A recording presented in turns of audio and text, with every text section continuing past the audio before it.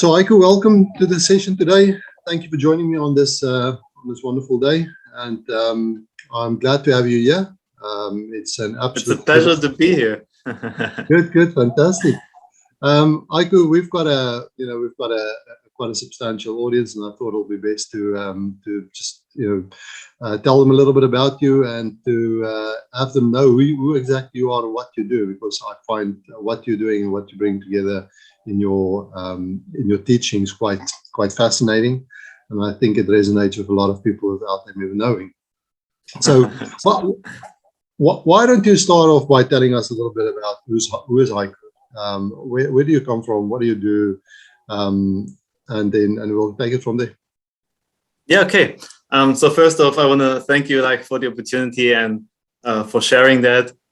And to tell a little bit about more about myself. I was born in Germany and I lived in Germany for majority of my life.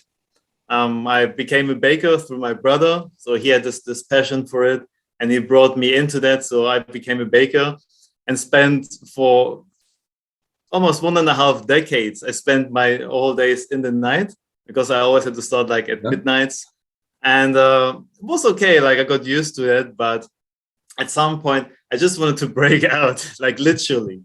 And so with my partner, Lisa, we went out in the world and we traveled. By now, I actually just realized we went to 16 countries. Wow. And we had the pleasure to see so many beautiful things of our planet, to meet the most incredible people, and most of all, to make just life-changing experiences. And so for the last 4 years now, we spent in Australia, enjoying beautiful sunshine and weather. But now it was time to go back again. So we just recently moved back to Germany, got back to our families again that we didn't see for almost 6 years now. Wow. So 6 years, not seeing them for 6 years. Yes, so it was about time. And it was also we went just before Christmas, so it was the perfect time for it. Yeah. And it was beautiful. It was amazing to see everyone again. And just being together and also sharing everything that we've learned. Yeah. And I mean, those 6 years, they went over fast because we constantly had new experiences, right?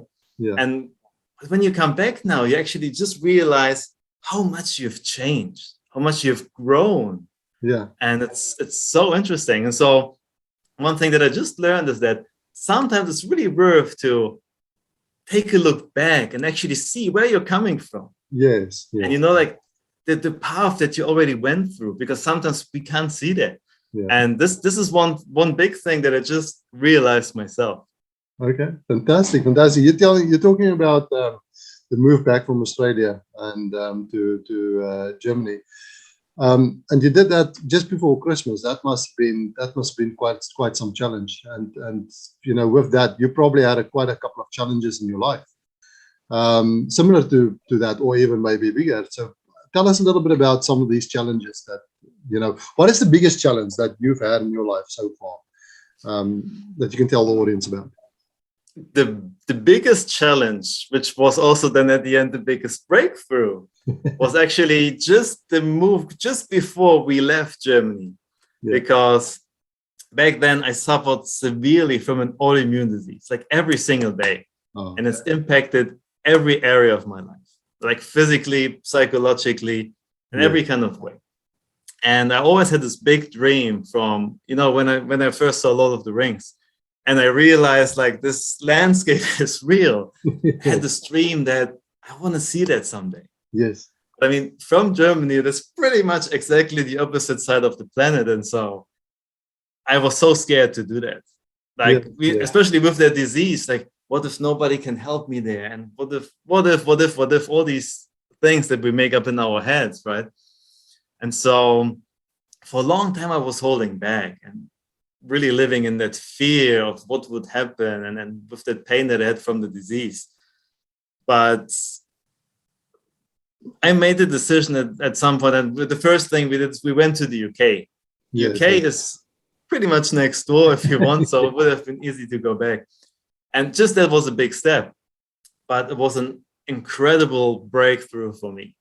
Fantastic. Because just with the English language, I mean, I learned English in school, Yes. but I left school in 2003. Yes. And going to the UK, that was 2016. So there was like 13 years in which I never used English again. And so then going there, it's like, wow, like I had to put myself so much out of my comfort zone. Especially the UK.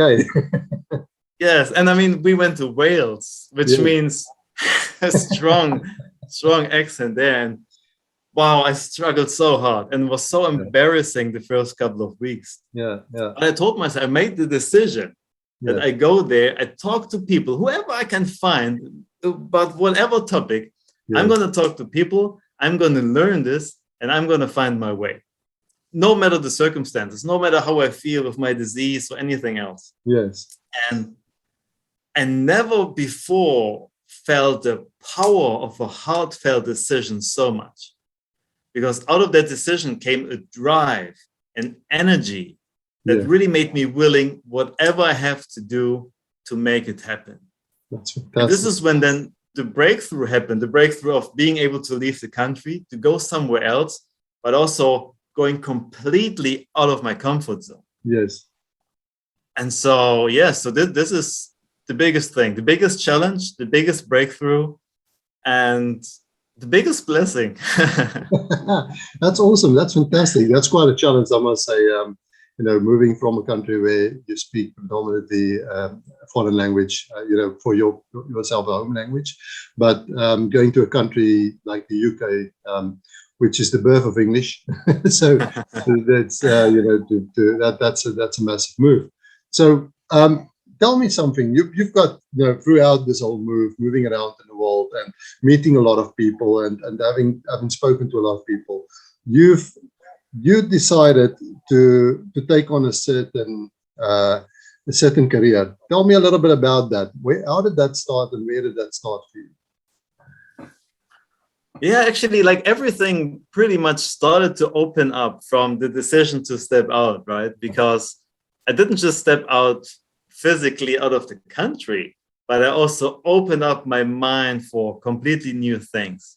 And with the English language, I then also had access to learn from different people. Yes. And so, of course, as I said before, I started to talk to any kind of person I could find. Yes. So then I made new experiences from them. And then one thing led to the next, to the next, to the next.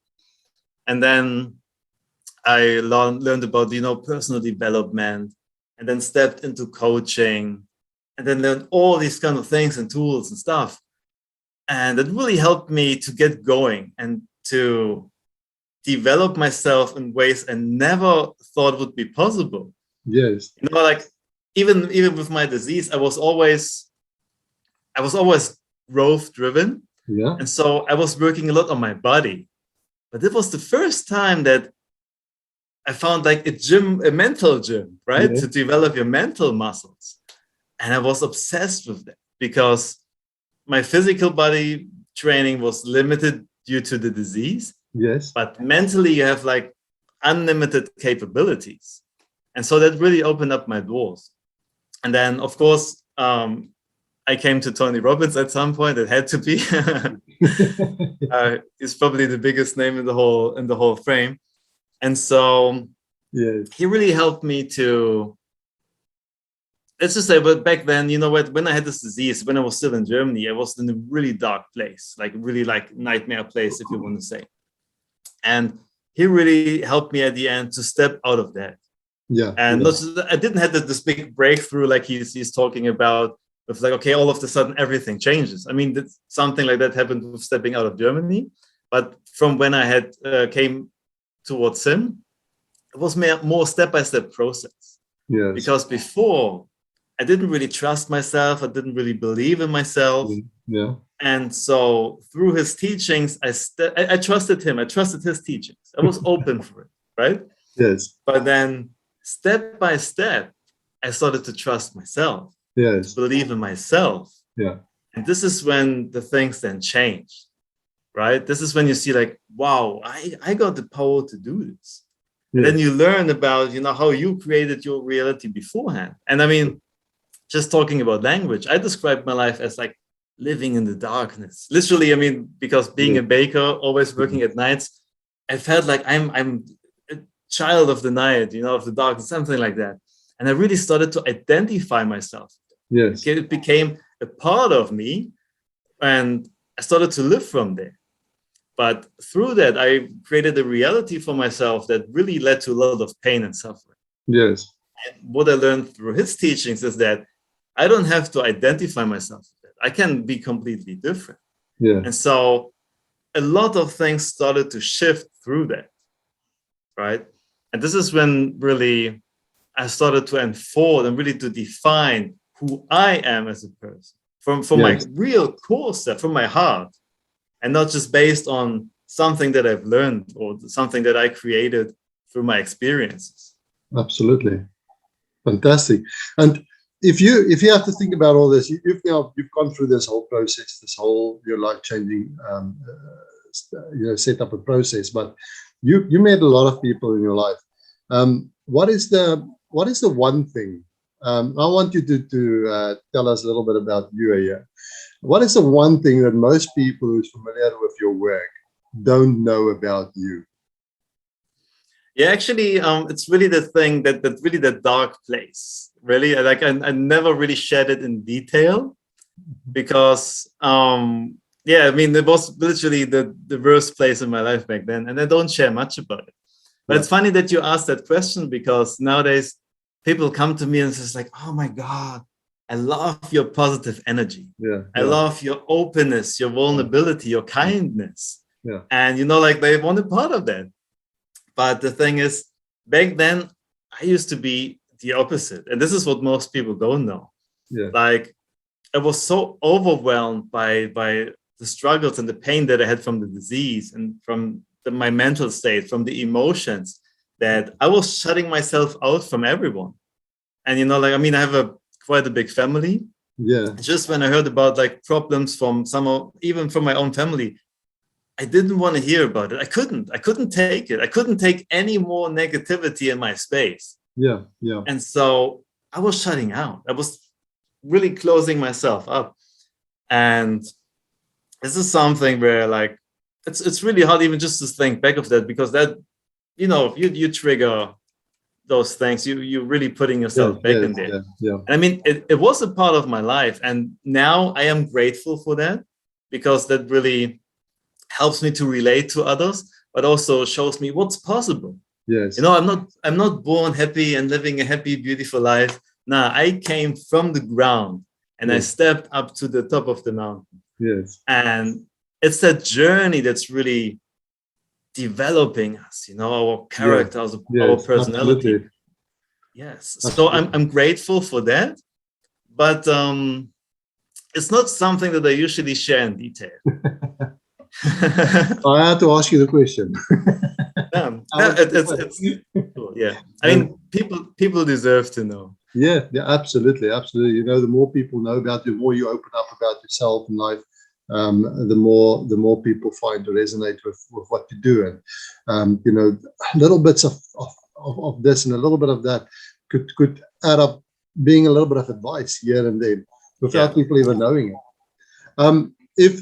If you have to look at one of your, let's say you meet up with somebody down the road and they tell you that they're attempting to do the similar, you know, something similar to what you're doing, helping people to overcome, you know, these negatives in their life and move forward and find the beauty in life.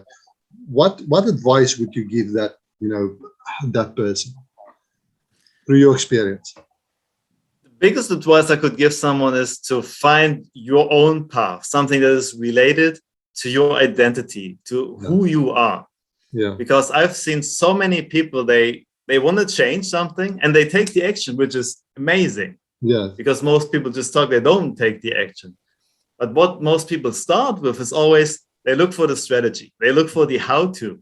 And I mean, nowadays there are millions of strategies out there, and everyone is telling you that this is the best, and you get your success in like 30 days, and everything else is going to be awesome. And then people jump right into that. They invest their money, their time, their energy into it, and then it doesn't work. Yes. And it's like, oh, that's Absolutely. that program doesn't work. So they do something else and something else. The thing is, the programs are good, Yeah. and they get results for some people, but not Yes. for everyone. Yes. Because what nobody's telling you is that there is no one size fits all approach. Yes. We all are unique. We have different circumstances, different beliefs, different Yes. things Absolutely. we're coming from, right? Exactly. And so we have to find something that is aligned with who we are and that's expanding us. And not something where like it's completely different from who we are. We pretend something that we are not, or we're forcing ourselves into something. And then you won't feel good. The people won't feel good. Your customers won't feel good because you represent your energy. And if you pretend something or force yourself something that is not aligned with you, you resonate that. And then people is like, yeah, I don't know, it sounds good, but there's something wrong here. But if you're your true self, this is when your joy, your passion, your love is coming out. Yes. When like, everything is coherent. And there's such a force of energy developing that like, this is it. Yes, yes. And what in this case, what motivates you the most every day when you wake up in the morning? What's that motivation? What drives you and keeps you going forward and not looking backwards and not looking at all the negatives? What drives you most? For me, it's like might sound a bit woo-woo, but for me, it's like the connection that I can have with everyone and then with my environment. Like from the moment when I wake up, I know I'm gonna have impact.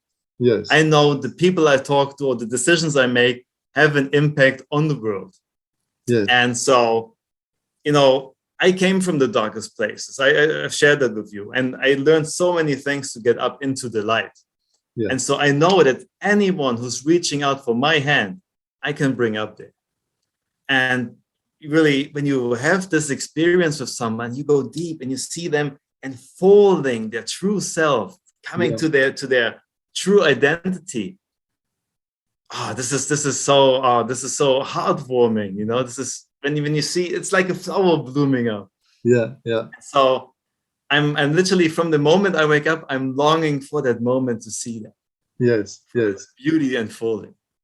And this is the human side of things, but there's also the natural side of things. I mean, in documentaries, in news, or even when you go to the zoo, when they raise awareness, you see those things that are happening to the world. And I've seen that in Germany back then, even many, many times. And intellectually, you understand this is bad and things should change in the world. Yes. But it doesn't really hit you deep. But from when we travel the world, I had the privilege to see so many wonders, but I also saw the impact that we as human beings have. Absolutely. And when you're standing right in there, this is when it hits you on your heart level. Yeah. And it's like, there was like this moment, this magnetic moment where like, I didn't even have to make the decision that I should do something about it. I really got pulled towards it, and it's like, I must do something about it. Because we had experiences where like, and one day we're on the most flourishing rainforest. There's pure life there, and there's pure, you feel that connection to everything around you. And then the very next day, you're standing in a place where everything is gone. And I mean, human-made gone, not by a like natural disaster, really where we had the impact. And it's like, and like all the connection, the love, the joy that you had the day before is all ripped out, literally. Awesome. And this is really when that moment came for me where like, I must do something about it. Yes, yes. And so this is really what's driving me on both levels. And it's the same thing. When you create a natural environment that's flourishing, I mean, you're helping to create life. Yeah, yeah. There's nothing more fulfilling there. Yeah. And you're talking about this, you're talking about the natural environment and the things that you do and how you do it. Tell the audience a little bit more about what is it that you help with? What is it exactly that you do? Well, the beauty is that when you're like have a bit more freedom to choose where you want to live or what you want to do. Yeah. It's like we always go to places where we can put our own hands into it, like planting trees. And we want to, once the global situation is calming down, we want to plant corals. We want to learn to do that. Yeah. We do cleanups, like even small things, but everything has an impact. And also the decision that you do every day in the supermarket has an impact on the global scale, if you want it or not. Yeah. Like I usually describe it as, see it as a honeybee. What does a honeybee do? It flies around, sees a flower, takes some pollen, flies back. For the purpose for the honeybee is just to make honey. Yes. But what is it on a global scale? It's a pollinator.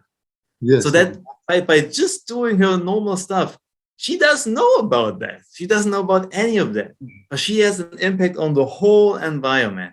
And this is the same for us. If you know it or not, if you're aware of it or not, certain decisions that you make in your life can have an impact on the other side of the planet. Absolutely. And so part of my work is really putting my own hand into it. And also from like all the profits that I have, I put them into planting trees, supporting companies that plant corals, all these kind of things. Because I had the privilege to dive in the Great Barrier Reef. Yes. So again, there's this heartfelt connection to it that really makes me want to do that. And also simply teaching people that you have an impact, if you want it or not. You are the honeybee. Yes. Right? So there's so much you can do, and everyone can do it. And in some form, small or big, doesn't matter. I mean, we are so many. And if one decision every day is a better one than the day before, we're moving into a great future. What is it that you help people overcome? when people work with you, when you get a new student and they work with you, what is it that you offer them that you help them overcome through your teachings? What I realized with most of them is that most people kind of have the idea that we are fixed beings, like that, like, oh, I am introverted, I am so-and-so, I am a smoker, I am this and this. And so the first question you can simply ask, like, okay, but do you find, is that empowering you or is it disempowering? And usually the answer is, it's disempowering. It's okay. And how long have you lived by then? It's like so and so many years. And this is then where you realize the impact of the characteristics that we put onto ourselves, like what we make a part of our identity. And usually the thing is, how do we all start? When we are born into this world, we are completely pure, open beings. It's just pure laughter, joy, and love. A bit of crying. But, like we are these unlimited beings. There's nobody there taking a stamp onto our butt saying, you're going to be an extrovert, an introvert, you're going to be a drug addict, you're going to be this and this. We are completely open. And throughout our experiences, what we get taught by our parents, when we go to school, things that we learn, that we get conditioned by modern, medias and everything. This is when we learn to limit ourselves. And this is where we learn to be a certain way. But we start to believe we are that. And the thing is, once you believe you are that, you are an introvert, this is when you stop questioning that and you start living by it. And then years go by, and you simply believe this is your reality. This is who you are. And this is what I did back then. I really had the idea that this is just me, that like this disease is a part of me. Living like in the darkness is a part of me. I identified myself with it. And I even, maybe I still have some pictures of that. I got into friend circles where like, you dress black and you have like spikes and all these kind of things around you. Really, I really went down that path. And I mean, there's nothing wrong with that. There's simply just you express who you think you are. Absolutely. But the thing is, there's nothing is fixed. And just because you went down a certain path doesn't mean you have to stay there. There's always another path opening that you can go along. And so my part of my work is simply first of showing people there is another path. And there's this thing that like you can be who you want to be. You can break free and become this unlimited being again that you were when you were a child. Yeah, it's all and yes, exactly. And this is what I mean, like when you see those people like blooming up like a flower, and they have this realization and they break the shell. This is what I call it. They break the shell, they open up. And when you see that and for this pure energy coming out of there, just right in that moment, there sits a completely different person of you. Absolutely. There is no, that doesn't take years and months that you have to go there. Like when you break the shell, right in that moment, there's a different person sitting there. Yes. And it doesn't mean that something about you is wrong before, there's something to fix. No, it's simply like you live by that way, and this is okay. Many people do that. Yeah. And people can also be happy following that path. Yeah. But if you are not happy with that, then it's simply a signal to you that maybe you're on the wrong path and you simply have to go along. You can always expand who you are and grow into something else. There's nothing to fix. Yes. It's just a different path. Yeah. And I'm just helping people with, like the best things that I learned from Tony Robbins, from other mentors, academies, and with neuroscience to really lead them towards the path, to break the shell, to break free, and really opening up for everything. And then you have this, this creativity, this intuition, everything is coming up. And this is when you see them unfold. And usually the funny thing is that most people, they're like, I would like to do this. But once they break free, they have a completely different picture. Absolutely. They go completely different path. And this is so funny to see. Yeah. And a lot of people out there don't understand that. Some people haven't even broken through that. They haven't even, they haven't even felt that energy. They don't know what it feels like because they've never been in that position. Like Tony Robbins sometimes say, it's about that happiness, finding happiness. That tells a story about the Fijian on the beach. It's happiness is finding, is breaking out of that shell and finding something that really makes you happy. And it might not always be money. It might not always be wealth and fame and all these things. It might be something simple, but a lot of people don't find that in their life. They live their life ordinary and they just go down one road. And like you say, they condition themselves to just, stay on that road and not go off that road because that's thinking outside the box. And then they never find their true happiness and they live their whole life without finding it. So it's absolutely so true what you say. So with all of this, there must have been somewhere in your life that we don't want to talk about failures and stuff. We always say that you don't really have failures. You just have things that you learn from. But what is that one thing in your life that you feel, that was something that didn't go well? That you had to change and that you changed? There were many on that path. I think we all have many. Yes. Right? Along the path, there are always things. Which again, I'm grateful for that because they all were experiences to learn and grow. But I think the biggest thing for me was that I always felt like I have to do it on my own. Yes. It's like I had to prove something for myself, Yes. But at the end, like really getting to a point now where I'm free of my disease, where like everyone told me before, there's nothing you can do about it. It's part of you now, right? You're gonna have to learn to live with that. And this is actually when I actually made it to my identity, to now where I'm completely free of that. I'm symptom free, I'm pain free and everything for several years now. But the thing is, to that point, it took me 15 years going alone. 15 years in which I could have had a different life, a different experience. And after those 15 years, when I reached a certain point, this is when I gave myself permission to accept help from outside. Yeah. When I invested in coaching, I invested in someone helping me there. And this is when it actually skyrocketed upwards. Yes. And now I can't help it but think back as like, what if I have invested maybe 5 years instead of 15, right? Yes. If I had the same experience, where would I be now?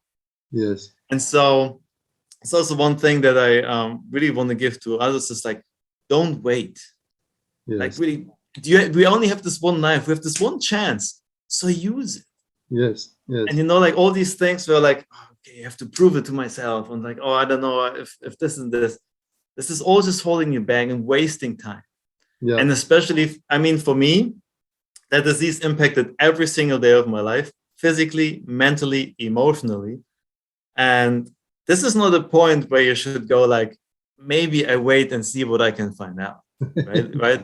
This is a point where like, take any hand you can grab that pulls you out of that mud. Like, yes. Really, yes. Get clean, get help, and really, it's for me. It was really about giving myself permission to accept that help, because there were people that wanted to help me, but I was like, I figure it out. Absolutely. But that was my biggest mistake that I really did.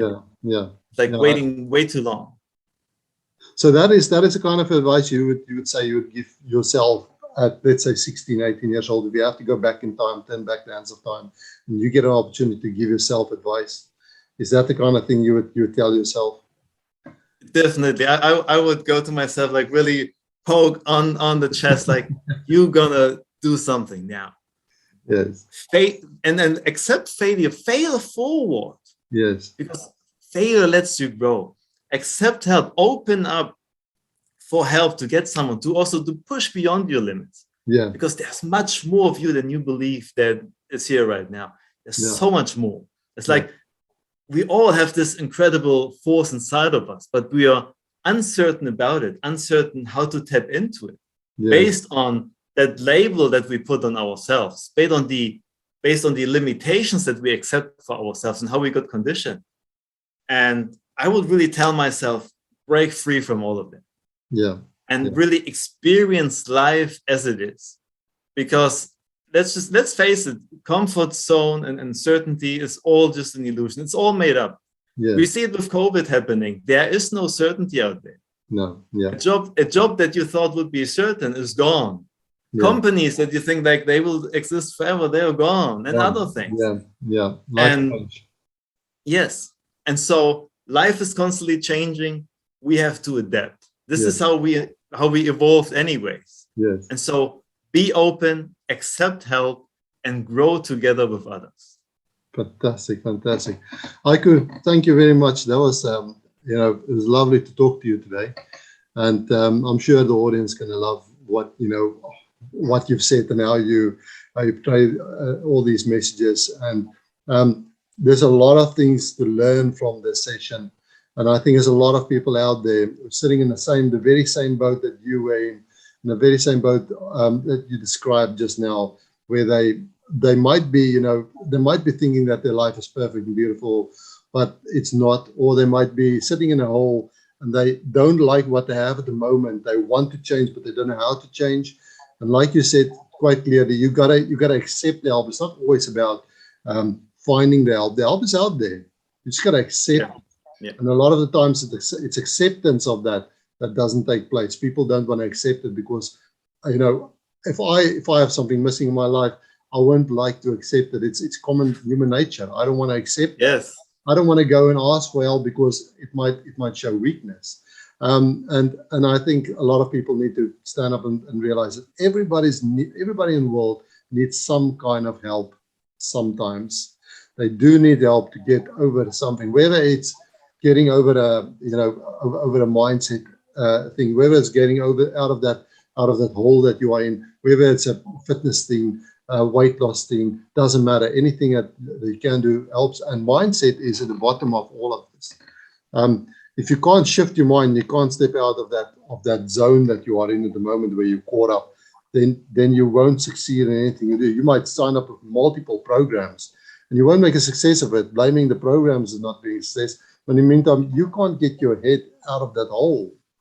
And you can't think like, I love the words when you say that, fail forward. You can't think ahead of, and all you think about is all the failures, everything that's not happened, everything has gone wrong. And every time you do something new and that doesn't work, it's like, that's another thing to think about that's gone wrong. Instead of thinking about, what have I learned from this? What did I take from this? And I've learned from your program, this is something that you help your audience with. So it's really valuable. Thank you for your time today. What would you say is the easiest way for people to get hold of you if they want to have a conversation with you? Yeah, I mean, the best way would be, and what I can give all people watching this is like, I don't know if you can share a link, so I could give you a link. Yes, I'll put a link afterwards. I'll attach a link to this video. Yeah. Yeah, so I could give you a link where they can schedule straight away a call with me. It's a free call that I want to offer everyone, where we can have straight away a look and a really deep look into their situation. Yeah. Otherwise, best way would be simply connecting to Facebook, like really reaching out straight away to me. Okay. I have an open ear for everyone. Okay. And also on my profile, like there are all the links for, like, you know, YouTube and all the other things, my group. Yeah. So I think it's really the best way to really reach out and go on a deep level. Yes. Because this is really about connecting with another, growing together. And also, this is my whole message as well globally, is that collectively we can reach so much higher than we can do by ourselves. Perfect. So I'll put a link on at the end of this. I'll put a link on for the audience. So if anybody wants to get hold of you, they can either book a call or reach out to you. The best way, I always believe the best way, and you're quite touched on that one, is have that personal conversation. Instead of just, you know, messaging, just have a conversation, have a chat, and dig deep and see how you can get help. I mean, especially you're offering free help in that session. That's enormous. So I urge all audience who feel that they are stuck in somewhat, to reach out to you and just take on the opportunity. Heiko, yes. It was a great pleasure having this conversation with you. There's so much to learn from your journey. There's a lot of secrets in there that I'm sure that most people don't even know about. It's really, it was a pleasure to be on this interview with you. Yeah, thank you again, like, for this opportunity, and I really love your energy and really your understanding for this. And I can really just wish everyone out there to really have an amazing life and being open for everything. And really, like, you know, when people say like they are stuck in life, usually they are stuck in their heads. And this is really, that's the nut you have to crack open to be really free. Perfect. Heiko, thank you very much. And I hope you have a brilliant future ahead of you. And I hope you help a lot of people. And I hope that you can contribute to change in this world and help people to see what's the positives in life, go forward, move forward, fail forward.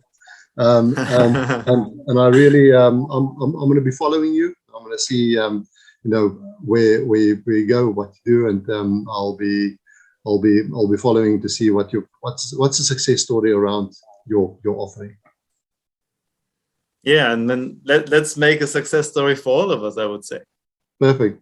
Heiko, thank you very much, and I hope you have a very good day. Enjoy the rest of your day, and really thank you for this.